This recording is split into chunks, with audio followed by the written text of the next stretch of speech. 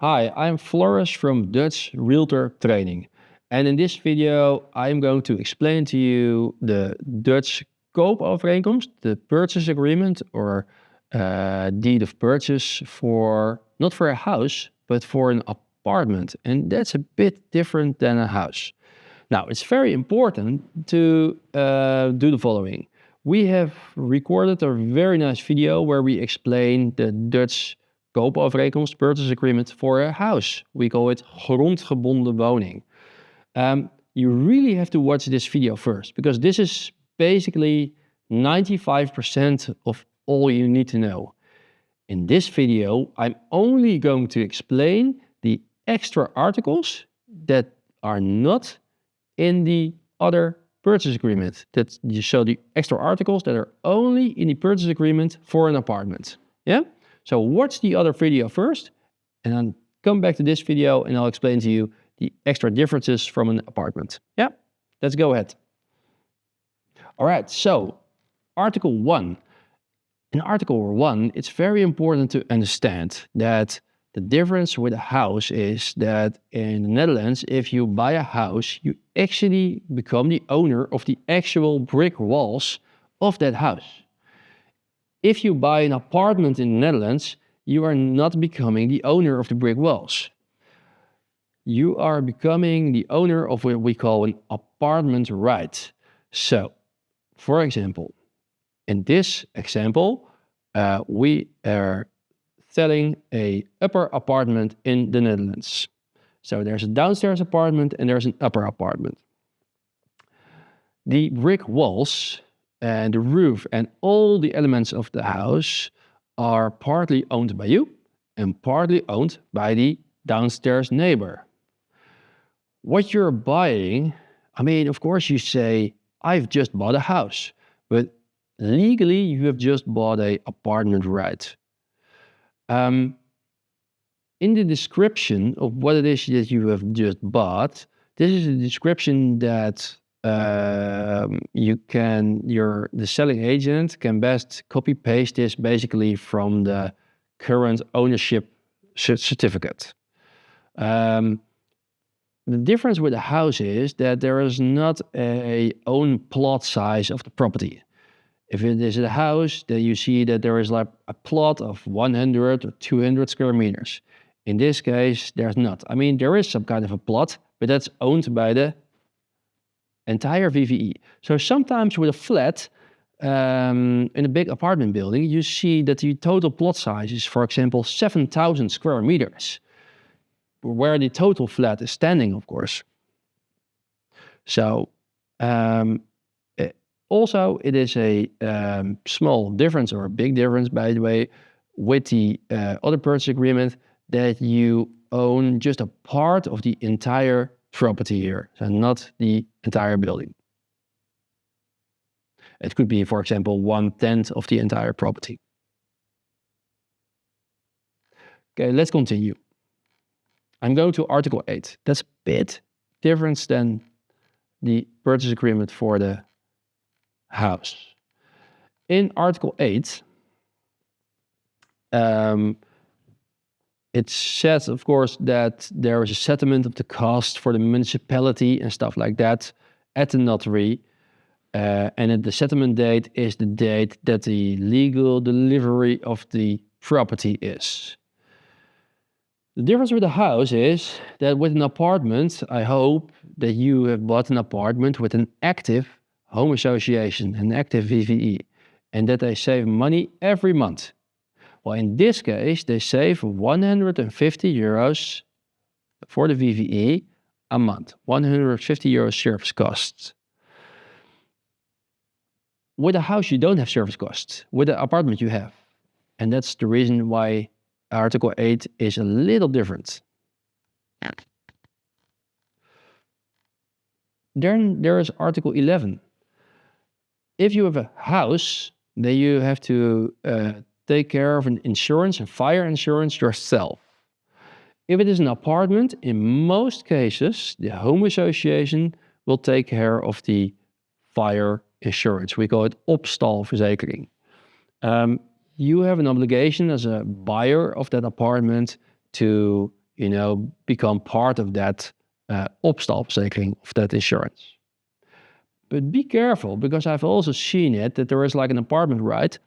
And all the apartment owners have their own opstalverzekering. It is very, very rare. You never see it. But if that is the case, then you should be really careful, because you must have a fire insurance.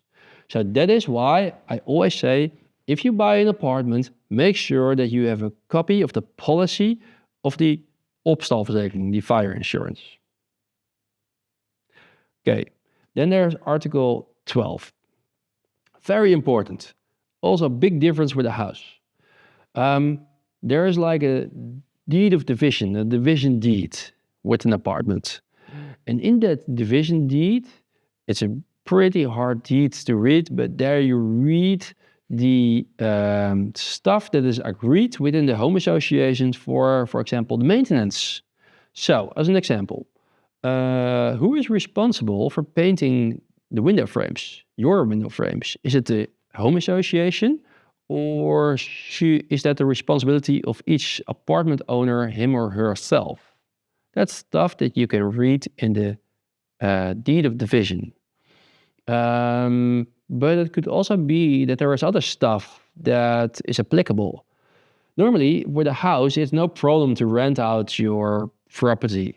Okay, maybe if the municipality makes it illegal, but still. With an apartment, it's different. It could be that in the deed of delivery, it is agreed that you cannot rent out your apartment unless there is a written permission from the home association. So Article 12 basically says that this is all applicable when it comes to an apartment. There's lots of extra rules applicable if you buy an apartment. Then there's Article 13. Let's say that you have a share of 1/10 of the entire building, because that's the legal share from the deed of division. And let's say that there is a bank account with 10,000 euros on savings.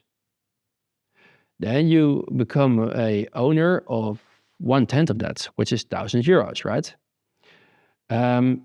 This is basically what you will write here in Article 13, or what the notary will find out. That's why it says PM. It says notary, find it out, ask the chairman of the VV yourself what the share is on the bank account of the home association. If it's 10,000 euros and you're 1/10 of the owner, you become a new owner of that 1,000 euros. There's nothing you can do about it. You cannot touch it. It's from the home association. But you don't pay property tax over that share. So that's also what the notary, why the notary wants to know how big that share is. Then it could be that the service costs of 150 euros, they go up a bit. In this example, they go up from 150 to 200 euros a month. That's stuff that you would know as an new apartment owner. That's also written here in Article 13. Article 14 is the same, 15, 16, of course they are different article numbers in the purchase agreement of a house. But I want to point out is Article 18, where there's one important thing, and that's Article 18.2 B. And that's the following. It could be that there's permission needed from the home association for you as a buyer of this property to become the new owner of this property.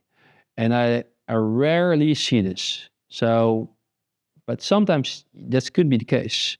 Maybe it's an apartment building for elderly people where there's a minimum age of 55 years old. This seriously is around my corner where I live. We have something like that. You have to be 55 years old. If that's applicable, and if you're not, you haven't reached that age, This could be like a deal breaker, and the home association could say, no, sorry, Floris is not welcome here. Or any other kind of rule that there is from the home association, of course. All right, so this could be a deal breaker. And then finally, I want to talk to you about Article 22, and that's the attachments, the documents.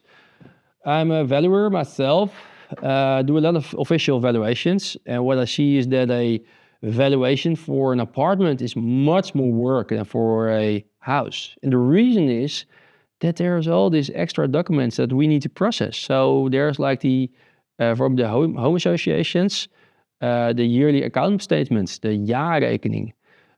We have minutes, the notulen. We have a deed of division deed, splitsingsakte. We have a multi-year maintenance plan, meerjaren onderhoudsplan.